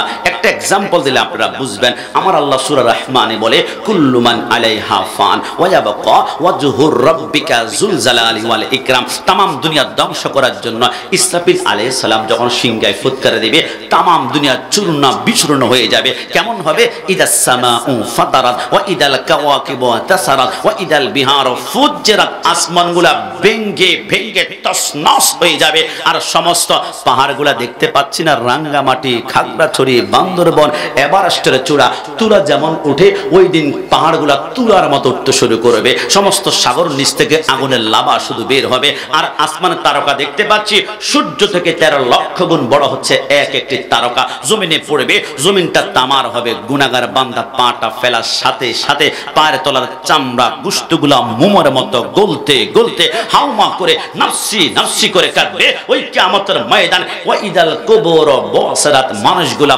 পতঙ্গের মতো কবর থেকে বের হবে। প্রত্যেকে উলঙ্গ থাকবে, কার লজ্জাস্থানের দিকে কেউ তাকাবে বিন্দু মাত্র সাহস করতে পারবে না। ওই কিয়ামতের ময়দান স্টার্ট করার সময় দ্বিতীয় সিংহা যখন ফুৎকারে দিবে, আমার আল্লাহ বলে আজরাইল কে রে আছে? আজরাইল বলে আল্লাহ তামাম দুনিয়াকে তামা বানিয়ে দিয়েছেন, কেউ নাই, আসমান জমিন আরশ কুরসি লৌহ কলম। আমার আল্লাহ বলে তাহলে আর কে আছে বলো না? আজরাইল বলে আল্লাহ আপনি আছেন আর আমি আজরাইল আছি। আমার আল্লাহ বলে আজরাইল কেউ যেহেতু নাই তাহলে তুমি থাকবা কেন? মুথিয়া আজরাইল, সারা জীবন তো সন্তান থেকে মা নিয়েছ, মা থেকে সন্তান নিয়েছ, আজকে তোমার রূহটা তোমাকে নিজেই কবজ করতে হবে। মাদারেজুন নবুয়তের মধ্যে লিখে আজরাইল যখন নিজের রূহটা নিজে কবজ করা শুরু করবে, এত জোরে একটা চিৎকার মারবে, গোটা জমিনটা 3 বার থরথর থরথর থরথর করে কাঁপবে। আমার আল্লাহ বলে কিরে আজরাইল কি হয়েছে? আজরাইল বলে আল্লাহ মৌতের কষ্ট যে এত, যদি আমি জানতাম মানুষের রূহ কবজ করার দায়িত্ব আমার হাতের মধ্যে নিতাম না গো আল্লাহ, নিতাম না গো আল্লাহ, নিতাম না গো আল্লাহ। কেমন রে কষ্ট গো আল্লাহ। একটা জ্যান্ত ছাগলকে 2টা পা উপরের দিকে বেঁধে যদি জ্যান্ত অবস্থায় চামড়াটা টেনে টেনে ছিঁড়ে ফেলা হয়, যেমন কষ্ট হবে তার থেকে 700 গুণ বেশি কষ্ট হচ্ছে সাকরাতে মৌতের কষ্ট। আজরাইল মৃত্যুবরণ করবে। এখন শুধু কে? ইল্লাল্লাহ, ইল্লাল্লাহ, ইল্লাল্লাহ, ইল্লাল্লাহ। আল্লাহ ছাড়া কেউ নাই। আল্লাহ করজোরে একটু প্রার্থনা করি, আপনি ছাড়া কেউ নাই। দ্বিতীয় সিংহায় ফুৎকার দিলে আমার আল্লাহ বলেন নাই। তো আল্লাহ কেউ যেহেতু নাই আপনি ছাড়া, তাহলে আপনি জিকির কি দ্বিতীয় সিংহায় ফুৎকার দিলে বন্ধ হয়ে যাবে? আমার আল্লাহ বলে এক্স্যাক্টলি রাইট জায়গায় টাচ করেছ। যখন দ্বিতীয় সিংহায় ফুৎকার দিলে কেউ থাকবে না, আমার জিকির বন্ধ, আমার জিকির বন্ধ, আমার জিকির বন্ধ। আল্লাহ আপনার জিকির আপনি বন্ধ করেছেন। এইখানে আমাদের হাত দেওয়ার কিছু নাই, শক্তি প্রয়োগ করার কিছু নাই, প্রতিবাদ করার কিছু নাই। কিন্তু আল্লাহ আপনার বন্ধুর ব্যাপারে যে আপনি বলেছেন ওয়ারাফা'না লাকা যিকরাক, রাসূলের সামনে কি এত উপরে উপরে উঠিয়েছেন, কেউ কখনো বন্ধই করতে পারবে না। তো আল্লাহ একটু জানতে চায় আপনার জিকির যেহেতু বন্ধ কেউ নাই, তাহলে আপনার বন্ধু জিকির মনে হয় বন্ধ। আমার আল্লাহ বলে জিহ্বা কেটে ফেলা হবে, সাবধানে কথা বলবা। আল্লাহ মানে কি? আমার আল্লাহ বলে আমার জিকির বন্ধ হয়েছে কিন্তু বন্ধু জিকির বন্ধ হবে না। আমার জিকির বন্ধ হয়েছে কিন্তু বন্ধু জিকির বন্ধ করতে আমি আল্লাহ দিব না। আল্লাহ বুঝলাম না, আপনার জিকির করার জন্য তো কেউ নাই, তো আপনার বন্ধু জিকির কে করবে? আমার আল্লাহ বলে আমি না কোরআনে বারবার বলেছিলাম সাল্লু আলাইহি ওয়া সাল্লিমু তাসলিমা। ওই কিয়ামতের ময়দানে আমার জিকির করার জন্য কেউ থাকবে না। ওই মুহূর্তে আমার বন্ধুর উপরে দুরূদ শরীফ পড়ার জন্য আমি স্বয়ং আল্লাহ থাকবো। জোরে বলে সুবহান। যেখানে আল্লাহ নিজের জিকির বন্ধ করে তার বন্ধুর জিকির বন্ধ করতে দেন না, সেইখানে আমেরিকার প্রেসিডেন্ট জো বাইডেন, রাশিয়ার প্রেসিডেন্ট ভ্লাদিমির পুতিন আর ভারতের প্রধানমন্ত্রী নরেন্দ্র মোদী গোটা পৃথিবী চেষ্টা করলো নবীর শান কোনোদিন বন্ধ করতে পারবে? জবান খুলে বলেন, পারবে? ওই নবীর প্রেমে কথা বললে বলে আমরা সুন্নি গরম, গুণ গরম সুন্নি, এই জন্যে আমাদেরকে সুন্নি বললে আমরা টোকা মারি, তোমরা হচ্ছে ওহাবি। কথা বলো ঠিক কিনা? এই জন্য আপনাদের তাহেরি সাহেব একটা ডায়লগ বলেছিল, আমি তো বালানা বালা, তো আমরা মাঝে মাঝে বলি ওহাবি বালানা সুন্নি হইয়া থাইকো। কথা বলো ঠিক কিনা? কোরআনের কথাগুলো, হাদিসের কথাগুলো মাইনা মাইনা চইল, ওহাবি বালানা সুন্নি হইয়া থাইকো। আপনাকে ভয় পাচ্ছে? কি কোনো সমস্যা আছে? মন থেকে বলুন তো, সুন্নি পড়েছে আমরা খুশি নাকি বেজার? না দুই হাত তুলে বলতে হবে খুশি না বেজার? শুধু যারা যারা খুশি তারাই জবান খুলবেন, বাকিদের জবান আমাদের ডিসলাইক, আমি চয়েস করি না। সবাই একসাথে, কোরআনের কথাগুলো, হাদিসের কথাগুলো মাইনা মাইনা ছইল, ওহাবি তাই গো ওহাবি বালানা, নামাজ রোজা ইমান তাজা করিবা সকলে, ওলে আল্লাহ গাউস কুতুব সবাই নামাজ পড়ে। মন থেকে বলুন, 5 ওয়াক্ত নামাজ পড়তে চাই কি চাই না? না দুই হাত তুলে বলতে হবে চাই কি না? নামাজ রোজা ইমান তাজা করিবা সকলে, ওলে আল্লাহ গাউস কুতুব সবাই নামাজ পড়ে। জান্নাতের চাবি নামাজ। বি কেয়ারফুল, সাবধান, সব নামাজি জান্নাতে যাবে না, কিছু কিছু নামাজি জাহান্নামে যাবে, কিছু কিছু নামাজি জান্নাতে। তো জান্নাতে নামাজ কেমন হওয়া দরকার?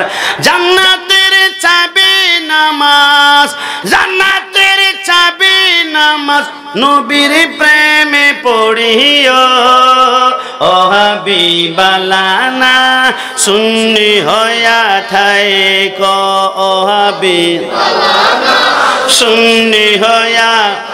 নবীকে মাটি বলে ওহাবি যারা, নূরুন আলা নূর নবী বলেন আল্লাহ তাআলা। হাত তুলে বলো ঠিক কিনা?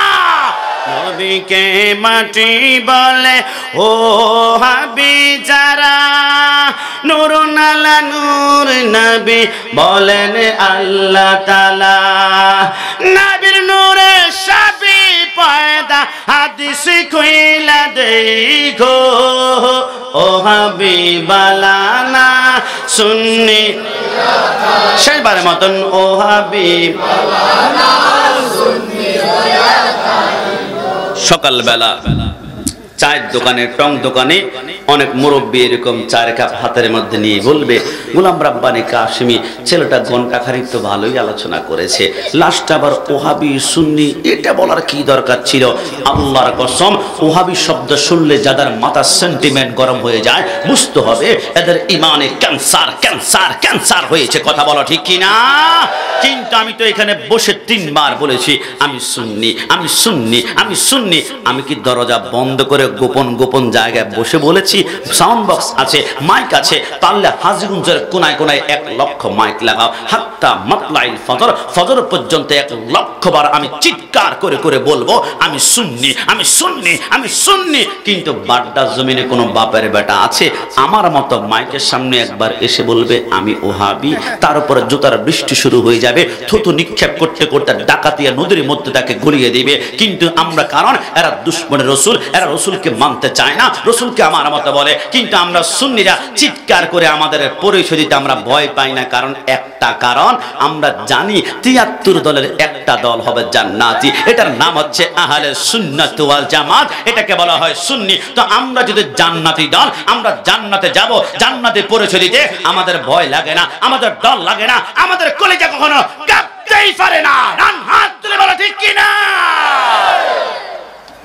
আপনারা কি আমার কথা কষ্ট পেয়েছে? একটু পানি খাই। দেখছেন মিলে গেছে। ওই যে চা খাই,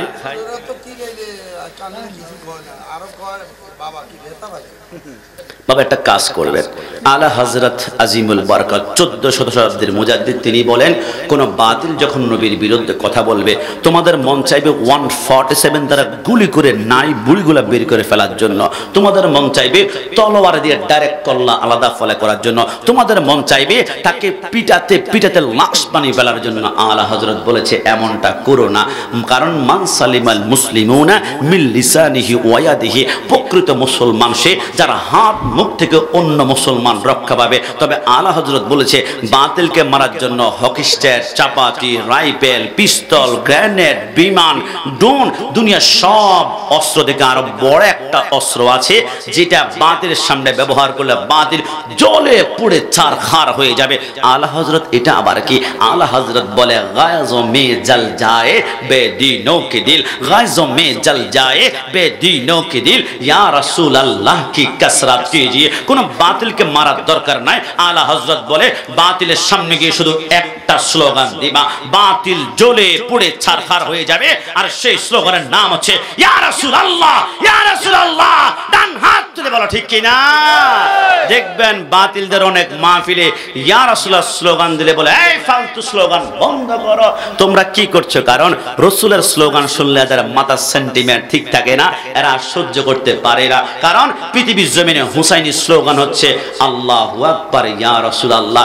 আজকে আপনাদেরকে ইয়াজিদি একটা স্লোগান শোনাবো। যারা ইয়াজিদি এই স্লোগানটা তারা বেশি দিয়ে কষ্ট নেবেন না।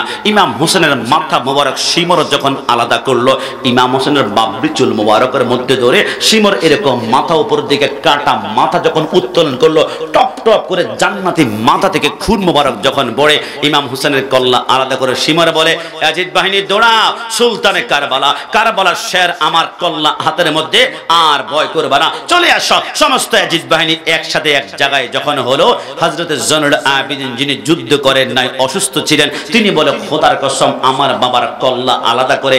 ইয়াজিদ বাহিনী একটা স্লোগান সেদিন দিয়েছিল, দুইটা দেয় নাই, একটা স্লোগান। আর সেই স্লোগানটা ছিল লিল্লাহি তাকবীর, লিল্লাহি তাকবীর, লিল্লাহি তাকবীর। এরপরে আমার নবীর স্লোগান আমি শুনি নাই, আমি শুনি নাই, আমি শুনি নাই। কারণ ইয়াজিদ বাহিনী চায় লিল্লাহি তাকবীর বলতে বলতে আমার মুমিনদের অন্তর থেকে রাসূলের প্রেম সরাই ফেলবে, নবীর নাম সরাই ফেলবে, রাসূলের শান সরাই ফেলবে। লিল্লাহি তাকবীর বলার পরে নবীর স্লোগান আর দিবে না। যখন নবীর স্লোগান অন্তরে থাকবে না, তখন তার হৃদয়টা পাথর হয়ে যাবে, মানুষকে মারবে, গাড়িতে আগুন লাগাবে, মানুষের রাগ কাটবে, মানুষের পায়ের উপর হামলা করবে। রাসূলের মুহাব্বত থাকলে মানুষের উপর জুলুম করা যায় না। এবার কারবালার ময়দান থেকে দুইটা স্লোগান হলো, একটা হচ্ছে ইয়াজিদি, একটা হুসাইনি। হুসাইনি স্লোগান হচ্ছে নারায়ে তাকবীর, আল্লাহু আকবার। এরপরে আরেকটা স্লোগান নারায়ে রিসালাত, ইয়া রাসূলুল্লাহ। আর ইয়াজিদি স্লোগান লিল্লাহি তাকবীর। এরা নবীর নাম নিতে চায় না, এরা দুশমনের রাসূল। ডান হাত তুলে বলো ঠিক কি না? কষ্ট নিলে কিচ্ছু করা থাকবে না। আমরা একবারই বলেছি আমার মাকে গালি দাও, কোনো প্রতিবাদ হবে না। আমার বাবাকে গালি দাও, কোনো প্রতিবাদ হবে না। সভাপতি সাহেবকে গালি দাও, নিজেকে কন্ট্রোল করে রাখবো। কিন্তু রাসূলুল্লাহর বিরুদ্ধে কথা বললে সুন্নি জনতা বরদাস্ত করতে পারে না। নবী আমার জান, নবী আমার প্রাণ, নবী আমার কলিজা। আমাদের কলিজায় হাত দিলে হাত মুসলিমকে ফেলা হবে। কথা বলো ঠিক কি না? সেই সরকারে মদিনার প্রেম নিয়ে সুন্নিরাই কিন্তু ফিলিস্তিনি মুসলমানদের পাশে প্রথম দাঁড়িয়েছে। আমাদের ৭৭ লক্ষ টাকা আহলে সুন্নাত ওয়াল জামাত থেকে পাঠানো হয়েছে। এবং সিলেটের ফারাজ করিম চৌধুরী আমাদের সাথে ব্যক্তিগত জিনার সাথে কথা হয় মাঝে মাঝে, মানবতার খাতিরে তিনি ৭০ লক্ষ টাকা পাঠিয়েছে। প্রত্যেকে সুন্নিরা আগিয়ে আছে। আর বাতিলরা তো রাজধানী এখন রাজনৈতিক মঞ্চ নেওয়ার জন্য, ক্ষমতা নেওয়ার জন্য পাগল পাগল মিটিং আর মিছিল করে। আমরা ফিলিস্তিনি মুসলমানদেরকে আমাদের হৃদয়ের চাইতে বেশি ভালোবাসি। কথা বলুন ঠিক না? আমরা কেন ভালোবাসি? কারণ ফিলিস্তিনি মুসলমানদের প্রথম কেবলা রয়েছে, এই জন্য ফিলিস্তিনকে আমরা ভালোবাসি। আমরা ফিলিস্তিনকে কেন ভালোবাসি? কারণ ৭০,০০০ আম্বিয়া কেরাম ফিলিস্তিনে জন্মগ্রহণ করেছে। আমি ফিলিস্তিনকে কেন ভালোবাসি? কারণ মেরাজের রজনীতে রাসূলের কদম মোবারক শুধু নয়, 1,24,000 পয়গম্বরের কদম মোবারক লেগেছে। আমি ফিলিস্তিনকে কেন ভালোবাসি? কারণ সেইখানে মুসা, ইব্রাহিম আলাইহিস সালামের এখনো মাজার রয়েছে। আমি ফিলিস্তিনকে কেন ভালোবাসি? কারণ এই মসজিদ দুনিয়ার মাটির উপরে কোনো পাথর দানা বানানো নয়। গত 2 দিন পূর্বে আলাউদ্দিন জিহাদি কারামুক্ত, তিনি সেই ফিলিস্তিনে গিয়েছেন। তিনি ছবিটা দেখে ডাইরেক্ট সাথে সাথে আমার গায়ের পশমগুলা দাঁড়িয়ে গেল। তিনি মসজিদের ভিতরে ঢুকাই দেখলেন বিশাল বিশাল পাথর। তখন তো কেরান ছিল না, কারণ ওই পাথরগুলো দুনিয়ার উপরে মাটির নয়, এটা জিনদের মাধ্যমে। আসিফ বিন বারখি একজন জিন ছিল, তার মাধ্যমে 70,000 জিন দিয়া মাটির সাগরের নিচ থেকে সে পাথরগুলো সংগ্রহ করে বাইতুল মুকাদ্দাস নির্মাণ করেছে। এরপরে সুলাইমান পয়গম্বরের নেতৃত্বে জিনরা সূরা ইয়াসিনটা দেওয়ালে দেওয়ালে লিখে দিয়েছে। কারণ কোরআনের কলিজা হচ্ছে সূরা ইয়াসিন, সূরা ইয়াসিন, সূরা ইয়াসিন। আমি বাইতুল মুকাদ্দাসকে ভালোবাসি, ফিলিস্তিনকে ভালোবাসি, কারণ ওইখানে আমার মুসলমান ভাইরা রয়েছে। রাসূল বলে কা জাসাদিল ওয়াহিদ, মুসলমানরা হচ্ছে একটা দেহের মতো। আঙ্গুল কাটলে যেমন গোটা শরীর টনটন করে ব্যথা করে, মাথায় আঘাত করলে গোটা শরীর যেমন ব্যথা করে, দুনিয়ার কোনো প্রান্তে একজন মুসলমানদের উপর জুলুম যদি হয়, তাহলে এই দৃশ্য দেখে তোমার কান্না আসতে হবে, পশম দাঁড়াতে হবে, রক্ত আগুন ধরতে হবে। যদি না ধরে তুমি এখনো মুসলমান হতে পারো নাই, পারো নাই, পারো নাই। তাই তো আমরা বলি ফিলিস্তিনকে ভালোবাসি। হয়তোবা আমরা ফিলিস্তিন যেতে পারি নাই, কিন্তু ফিলিস্তিন আমাদের বাগদার প্রত্যেকটা মুসলমানের কলিজায় আছে। ডান হাত তুলে বলো ঠিক কিনা? আমি বারবার বলেছি, আহলে হাদিস হচ্ছে ইহুদিদের এজেন্ট। কোনো মতেই আপনারা বিশ্বাস করেন না, কমেন্ট বক্সে গিয়ে গালাগালি করো, দরকার কি মুসলমান মুসলমান মারামারি? আরে না, আহলে হাদিস এরা জানে আমি টাই প্যান্ট শার্ট পরে মসজিদের ভিতরে গিয়ে যদি বলে 20 রাকাত তারাবি 9-8 রাকাত, আমাকে জুতা পিটতে পিটতে বের করে দিবে। কারণ আমার গলায় ইহুদিদের সে টাই পড়া আছে, সে শুট পড়া আছে। চিন্তা করলো মুসলমানদের মসজিদে মারামারি লাগাতে হলে লেবাস পরিবর্তন করতে হবে, ওদের দাড়ি লাগাতে হবে, ওদের টুপি লাগাতে হবে, ওদের পাঞ্জাবি লাগিয়ে এবার মসজিদে ঢুকে বলবো 20 রাকাত তারাবি নয় 8 রাকাত, এরপর 8 রাকাত 20 রাকাত মারামারি শুরু হয়ে যাবে। এদের লেবাস বানিয়ে বলবো বিতরের নামাজ 3 রাকাত নয় 1 রাকাত, মারামারি লাগিয়ে দিব। এদের নামাজ পড়ে লেবাস লাগিয়ে বলবো রাসূলের আব্বা আম্মা জাহান্নামে, জুড়ে বলে নাউজুবিল্লাহ। কুড়িগ্রাম খ্রিস্টান মিশরণ নামক একটা সংগঠন আছে, তারা বলে 3 জন মুসলমান খ্রিস্টান হলো।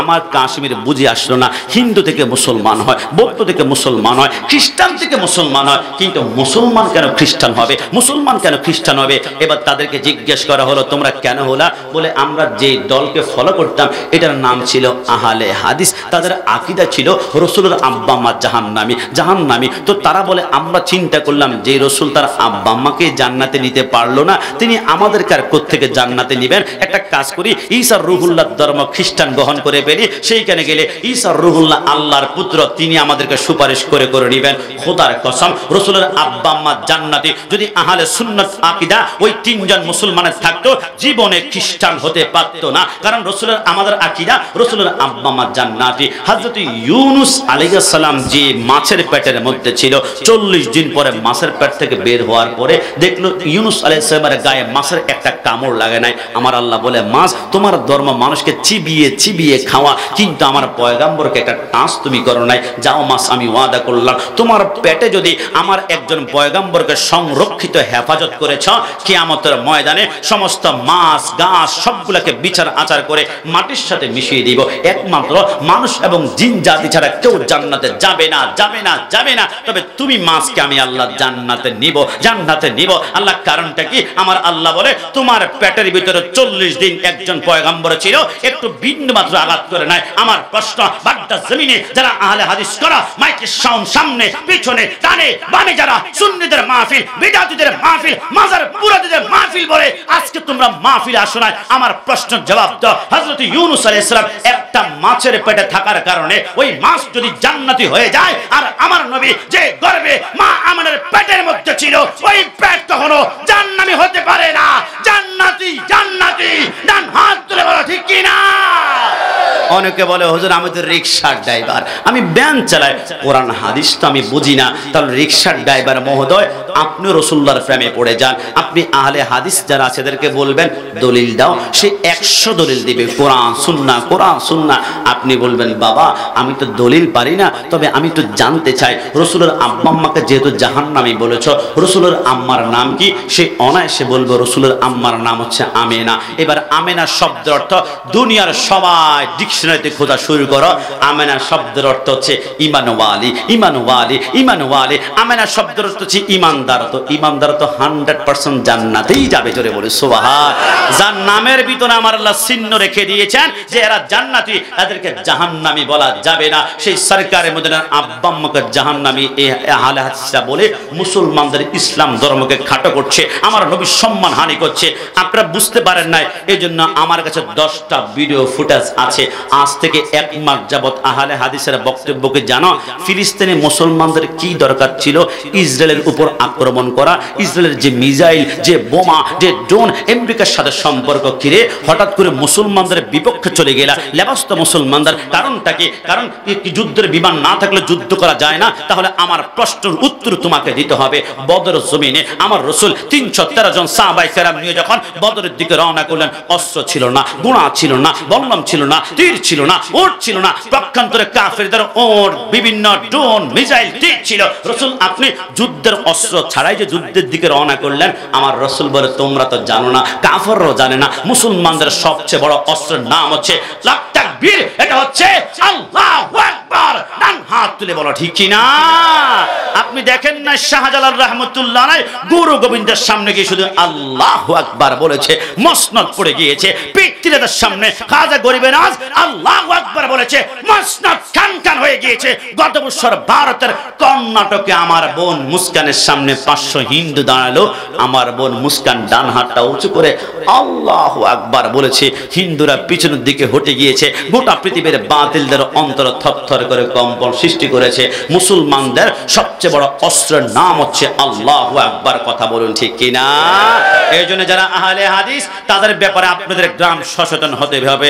বাংলাদেশের অসংখ্য গোয়েন্দা সংস্থা আমাদের মাহফিলগুলো পর্যবেক্ষণ করে, এসবি থেকে শুরু করে, এনএসআই থেকে শুরু করে, ডিবি থেকে শুরু করে, ডিজিএফআই থেকে শুরু করে, ইন্টেলিজেন্স ব্রাঞ্চ থেকে শুরু করে গোয়েন্দা সংস্থার বাইরেকে বলতে চায় এই দেশে হিন্দু বসবাস করবে, হিন্দু পরিচয়, বৌদ্ধ বসবাস করবে, বৌদ্ধ পরিচয়, খ্রিস্টান বসবাস করবে, খ্রিস্টান পরিচয়, চাকমা বসবাস করবে, চাকমা পরিচয়, মারমা বসবাস করবে, মারমা পরিচয়। কিন্তু মুসলমানের লেবাস পড়ে যারা ফিলিস্তিনের বিরুদ্ধে কথা বলে, ইসরায়েলের পক্ষে নয়, এরা মুসলমান পরিচয় দিতে পারবে না, পারবে না, পারবে না। এদের পরিচয় আরে ইহুদির দালাল, দালাল। ডান হাত তুলে বলো ঠিক কিনা?